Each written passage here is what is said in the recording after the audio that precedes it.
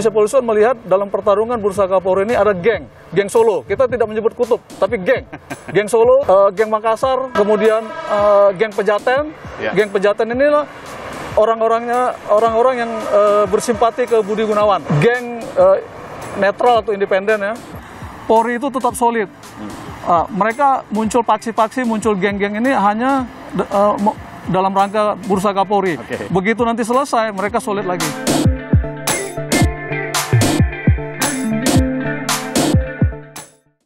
Pucuk pimpinan Kepolisian Negara Republik Indonesia atau Polri akan berganti dalam waktu yang tak lama lagi. Jenderal Pol Idam Aziz akan meninggalkan jabatan Kapolri karena memasuki masa pensiun pada Januari 2021 mendatang. Meski bisa diperpanjang, tapi peluang untuk pergantian terbuka lebar. Beberapa bulan terakhir aroma pemanasan pun sudah terjadi. Transparansi alias keterbukaan di level tinggi hingga jenderal terjerat hukuman jadi pemandangan. Keterbukaan pertama adalah pernyataan Kapolri sendiri. Jenderal Idam Aziz mengatakan meski tetap kompak, tapi ada api dalam sekam di tingkat petinggi Polri.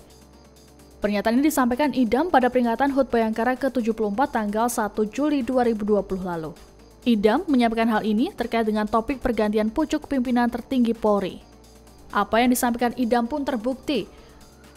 Beberapa bulan belakangan berbagai kejadian dan kasus yang menjerat pejabat Barreskrim Polri. Karo Kerwas PPNS Brigjen Pol Prasetyo Utomo tersandung kasus dugaan suap hingga pembuatan surat jalan palsu untuk Joko Chandra.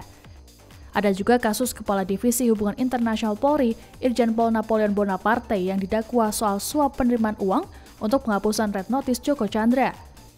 Ada pula kasus kerumunan simpatisan Rizik Syihab yang berujung pada pencopotan 2 Kapolda, yakni Kapolda Metro Jaya Irjen Pol Nana Sujana dan juga Kapolda Jawa Barat Irjen Pol Rudi Sufahriyadi. Padahal, keduanya adalah bintang di angkatannya yang punya potensi besar untuk masuk dalam bursa calon Kapolri.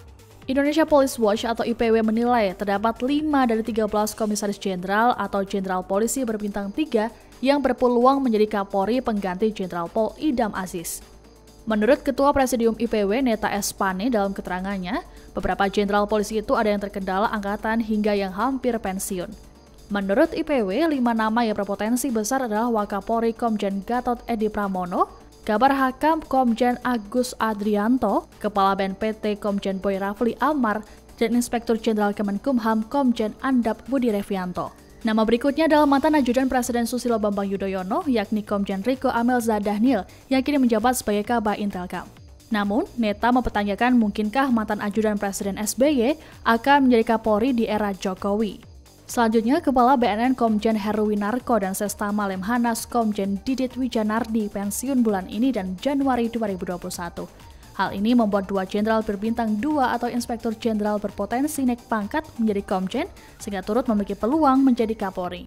Menurut Neta, sejumlah jenderal berbintang 2 yang berpotensi mengisi 2 jabatan itu antara lain Kapolda Metro Jaya Irjen Fadil Imran, Kapolda Jawa Barat Irjen Ahmad Doviri, Kapolda Riau Irjen Agung Setia Imam Effendi, dan Kors Ahli Kapolri Irjen Nana Sujana.